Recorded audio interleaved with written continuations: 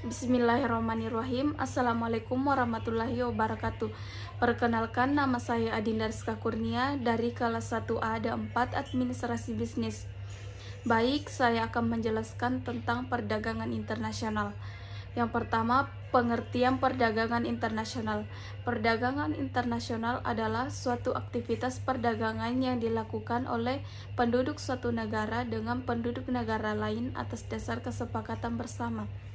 Selanjutnya, saya akan menjelaskan teori keunggulan perdagangan internasional. Teori keunggulan perdagangan internasional yang dikemukakan oleh Adam Smith, yaitu suatu negara dikatakan memiliki keunggulan mutlak apabila negara tersebut mampu memproduksi lebih banyak barang dari negara lain dengan menggunakan sumber daya produksi yang sama.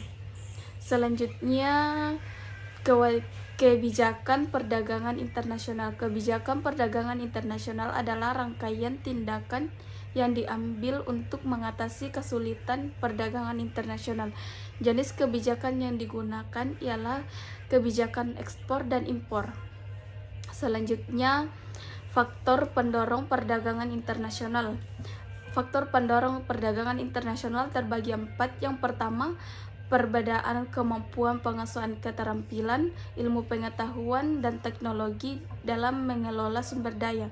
Kedua, adanya kebijakan produk dalam negeri. Ketiga, perbedaan kekayaan sumber daya alam, iklim, tenaga kerja, dan jumlah penduduk.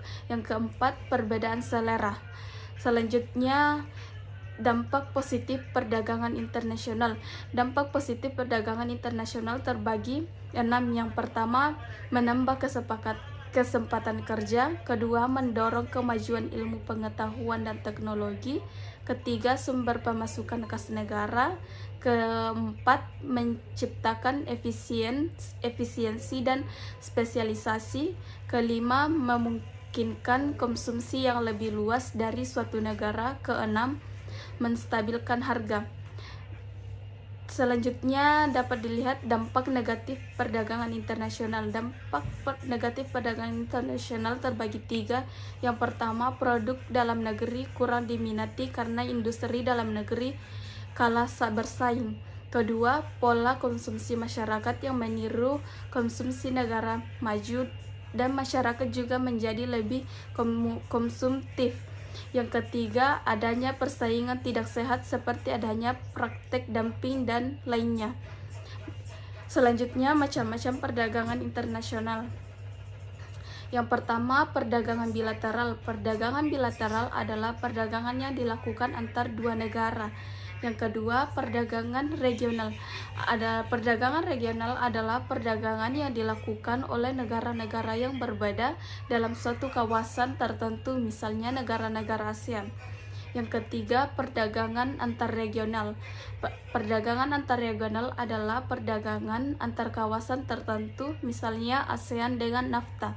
Yang keempat, perdagangan multilateral. Perdagangan multilateral adalah perdagangan yang dilakukan oleh lebih dari dua negara yang tidak berbatasan pada kawasan tertentu. Baik, itulah pemaparan perdagangan internasional dari saya. Sekian. Assalamualaikum warahmatullahi wabarakatuh.